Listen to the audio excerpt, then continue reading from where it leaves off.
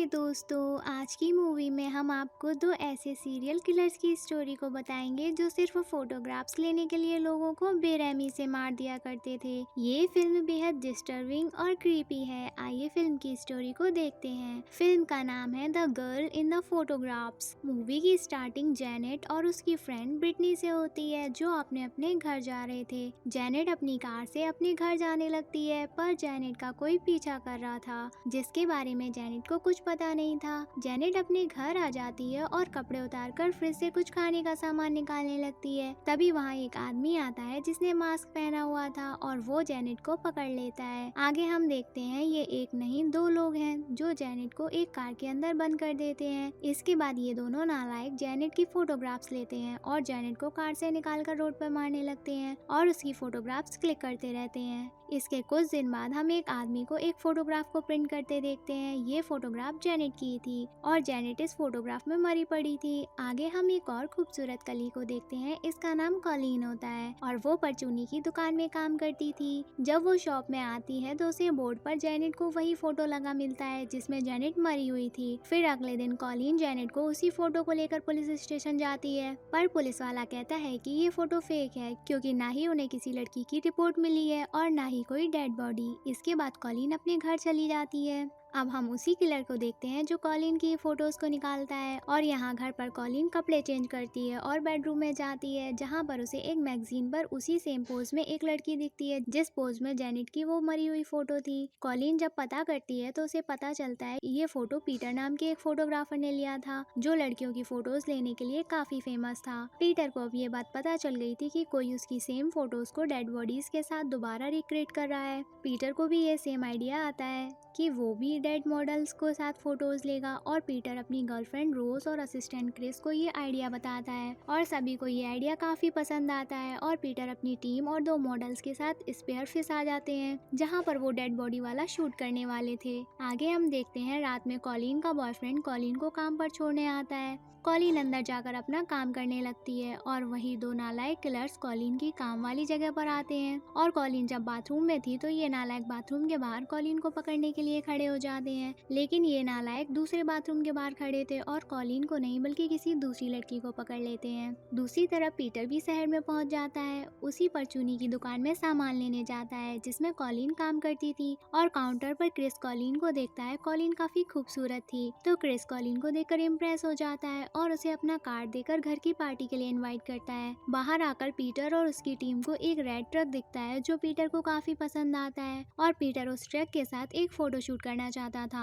तो पीटर का assistant Chris उस ट्रक के ओनर के लिए एक नोट लगा देता है। आगे हम देखते हैं कि ये ट्रक उसी नालायक किलर का था और पीटर ने रात की पार्टी के लिए इस किलर को भी इनवाइट किया था। आगे हम इस नालायक को उसके घर के बेसमेंट में देखते हैं जहाँ इस किलर ने एक लड़की को पिंजरे में बंद करके रखा था और इस लड़की को केटी कह के बुला रहा था और केटी वही लड़की थी जिसे इस नालायक ने कॉलिन की जगह उठा लिया था और केटी कॉलिन की फ्रेंड थी। ये किलर केटी को बिल्लियों वाला खाना देता है जिसे केटी खाने से मना कर देती है और ये किलर केटी का फोन ले लेता है और उसमें उसी की फोटोज को लेने लगता है। फिर वहाँ दूसरा नालायक यानी कि दूसरा किलर भी आता है और वो अपने साथी को अजीब तरह से टच करता है जैसे कि दोनों मीठे हों और एक दूसरे के साथ रिलेशनशिप में हों। इसके बाद दोनों नालायक केटी को पिंजरे से बाहर निकालते हैं और उसे टॉर्चर करने लगते हैं और बाद में ये दोनों केटी को मार देते हैं और आरी से केटी की बॉडी के छोटे छोटे टुकड़े कर देते हैं। फिर किलर केटी का फोन लेकर कॉलिन को मैसेज करने लगते हैं और इधर पीटर के घर पर पार्टी शुरू हो जाती है जहां उसने और भी लोकल की लड़कियों को इनवाइट किया था ताकि वो उन लड़कियों में कुछ मॉडल्स को सिलेक्ट कर सके। कॉलिन भी इस पार्टी में आ जाती है और पार्टी में पीटर कॉलिन को बार बार फोटो लेने लगता है तो कॉलिन काफी ज्यादा डिस्टर्ब हो जाती है और पीटर को धक्का दे देती है। तभी पीटर की गर्लफ्रेंड कॉलिन को आकर पेलने लगती है, लेकिन क्रिस दोनों को कहता है लड़ाई बंद करो। अब कॉलिन पार्टी से निकल जाती है और वहाँ क्रिस आकर पीटर की तरफ से कॉलिन को सॉरी कहता है। फिर जब कॉलिन यहाँ से जाने के लिए अपनी कार तक जाती है तो उसे कार के ऊपर लगी एक फोटो दिखती है जो फोटो एक लड़की की होती है और उस लड़की की फेस की खाल पूरी तरह से निकाल ली गई थी। कॉलिन समझ नहीं पाती ये फोटो किसकी थी। कॉलिन तो बहुत डर जाती है और वो पुलिस को फोन करके पीटर के घर बुला लेती है। पुलिस पीटर के घर से सभी से पूछताछ करती है और कॉलिन पुलिस को कहती है कि कोई उसका पीछा कर रहा है। इसके बाद कॉलिन अपने घर आ जाती है तो वहाँ पर कॉलिन का बॉयफ्रेंड पहले से ही कॉलिन के घर पर था और बॉयफ्रेंड कॉलिन पर चिल्लाने लगता है कि तुम बिना मुझसे पूछे पार्टी में कैसे गई। कॉलिन को अपने बॉयफ्रेंड पर ही शक होता है कि कि वो ही उसका पीछा कर रहा है और उसे डेड बॉडी वाली फोटोज भेज रहा है।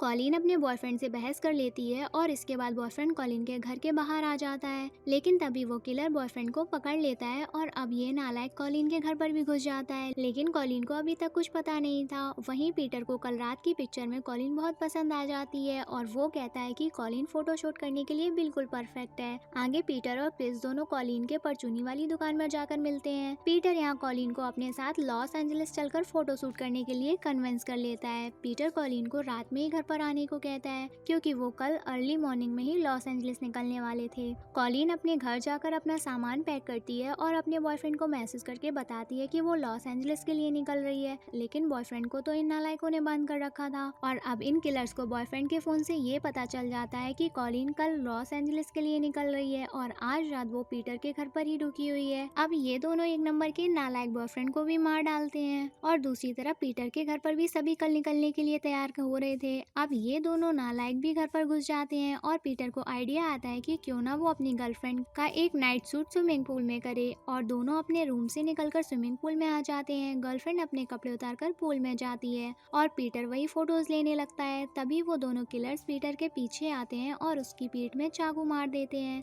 और पीटर को वहीं मार डालते हैं। गर्लफ्रेंड को अभी तक कुछ समझ नहीं आया था और अब वो किलर गर्लफ्रेंड की फोटोज ले रहा था। तभी दूसरा किलर भी वही गर्लफ्रेंड के पास आता है और उसे पीछे से पकड़कर टॉवल से उसकी सांस रोक देता है और गर्लफ्रेंड भी वहीं मर जाती है। इसके बाद दोनों नालायक यानी कि किलर्स उन मॉडल के रूम में जाते हैं और सोते में ही उन दोनों का गला चीर कर उन्हें भी मार डालते हैं और अब सिर्फ कॉलिन और क्रिस ही जिंदा बचे थे। कॉलिन सोने चली जाती है और क्रिस लैपटॉप पर अपना काम करने के लिए नीचे चला जाता है। क्रिस नीचे पीटर की गर्लफ्रेंड की डेड बॉडी देखता है तो उसे भी समझ आ जाता है कि आज तो लौंडे लग गए, मतलब आज तो काम से गए। वो जल्दी से कॉलिन के पास जाता है पर किलर्स पूरे घर की लाइट को कट कर देते हैं। क्रिस बड़ा होशियार बनता है और कैमरे के फ्लैश की रोशनी जलाकर कॉलिन के पास जाने लगता है, पर तभी पीछे से किलर्स आकर क्रिस की खोपड़ी में चाकू पेल देते हैं और क्रिस भी वहीं ढेर हो जाता है। अब सिर्फ कॉलिन ही अकेली बची थी और अब वो जान चुकी थी यहाँ कुछ तो गड़बड़ है और कॉलिन अपने रूम में छिप जाती है। फिर ये दोनों किलर्स लाइट को ऑन कर देते हैं ताकि कॉलिन उन्हें दिख जाए।